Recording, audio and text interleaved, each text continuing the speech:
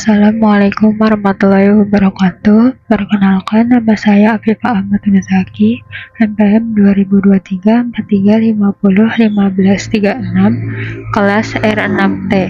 Pada kesempatan kali ini, saya akan mempresentasikan kode program mini project saya. Pada tahap pertama, import beberapa library Python yang diperlukan dalam penelitian. Library Pandas digunakan untuk membaca dan mengolah dataset, sedangkan NumPy digunakan untuk membantu proses komputasi numerik. Selanjutnya, min-max scaler untuk melakukan normalisasi data. Gaussian NB sebagai algoritma klasifikasi yang digunakan. Transplit untuk membagi data menjadi data latih dan data uji. Cross-Fault Score dan K-Fault untuk proses validasi silang, serta beberapa fungsi evaluasi seperti Confusion Matrix, Classification Report, Accuracy Score, dan ROC Curve. Selain itu, menggunakan Matplotlib dan Seaborn untuk membuat visualisasi. Untuk import dataset student performance logger menggunakan fungsi read CSV dari library Pandas. Dataset yang berhasil dimuat kemudian disimpan ke dalam variabel df sehingga dapat diproses pada tahap berikutnya.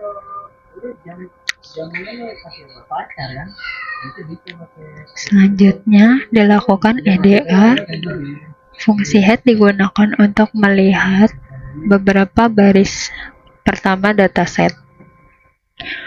dfinfo digunakan untuk mengetahui tipe data dan jumlah data. dfdescribe menampilkan statistik deskripsi dari atribut numerik. dfis0 digunakan untuk mengecek apakah terdapat data yang kosong atau missing values.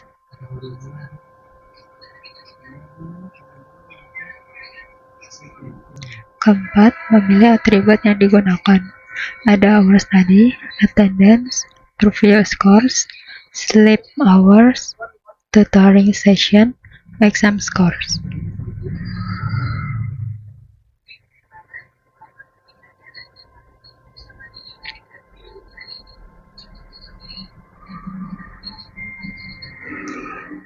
Kelima, karena dataset tidak memiliki variabel target berupa status kelulusan, maka buat variabel baru berdasarkan nilai exam scores.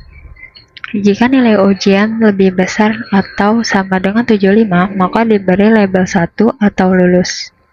Sedangkan nilai di bawah 75 diberi label 0 atau tidak lulus.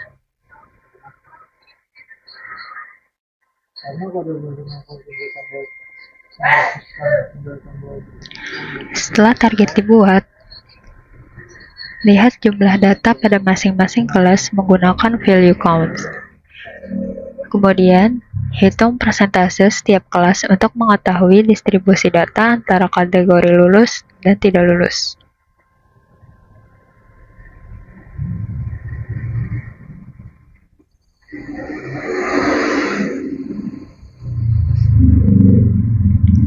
Ketujuh, pisahkan data menjadi variabel X sebagai data masukan atau fitur, dan variabel Y sebagai target klasifikasi.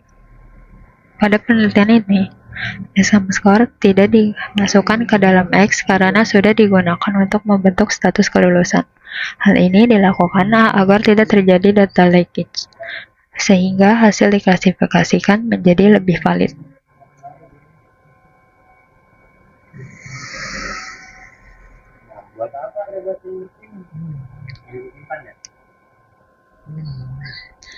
Delapan, dilakukan fitur scaling menggunakan metode min-max scaler. Tujuannya adalah mengubah seluruh nilai atribut ke dalam rentang 0 sampai 1 sehingga setiap fitur memiliki skala yang sama dan proses pembelajaran model menjadi lebih optimal. 9. Dataset dibagi menjadi 80% data latih dan 20% data uji. Menggunakan fungsi train test split, parameter random state sama dengan 0 digunakan agar pembagian data selalu menghasilkan hasil yang sama setiap kali program dijalankan. 10. Model klasifikasi menggunakan algoritma Gaussian naive Bayes yang tersedia pada library scikit-learn. Model kemudian dilatih menggunakan data latih melalui fungsi fit. 11. Setelah proses pelatihan selesai, model digunakan untuk melakukan prediksi terhadap data uji menggunakan fungsi predik. Hasil predik tersebut disimpan pada variabel y predik.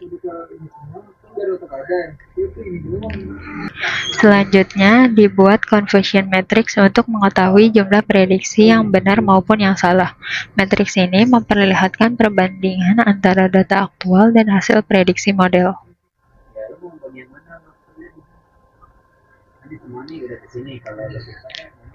Conversion matrix kemudian divisualisasikan menggunakan heatmap dari library scikit-learn agar hasil evaluasi lebih mudah dibaca dan dipahami.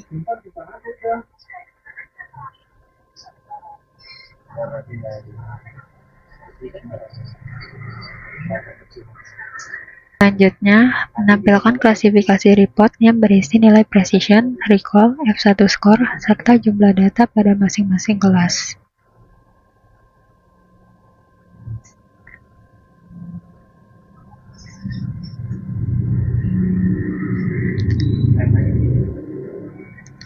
Nilai akurasi yaitu persentase jumlah prediksi yang benar dibandingkan dengan seluruh data uji. Kalau tambah obat,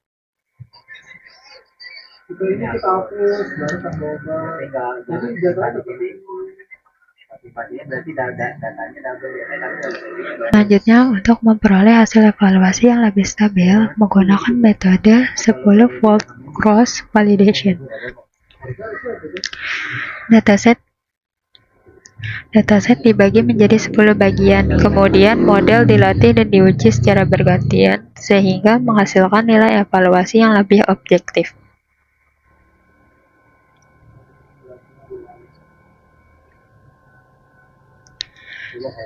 Selanjutnya, hitung nilai rata-rata akurasi, precision, recall, dan F1 score menggunakan cross validation.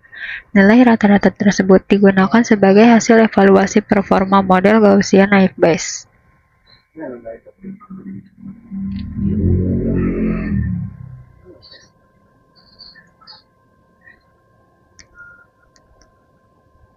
Selanjutnya, buat ROC curve untuk mengevaluasi kemampuan model dalam membedakan kelas lulus dan tidak lulus. Dari kurva tersebut dihitung nilai AUC. Semakin besar nilai AUC mendekati 1, maka semakin baik kemampuan model dalam melakukan klasifikasi.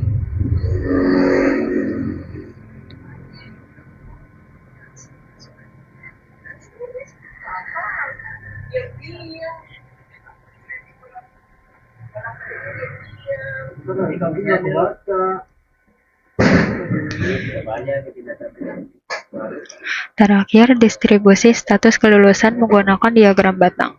Grafik ini digunakan untuk melihat jumlah data pada masing-masing kelas, yaitu lulus dan tidak lulus.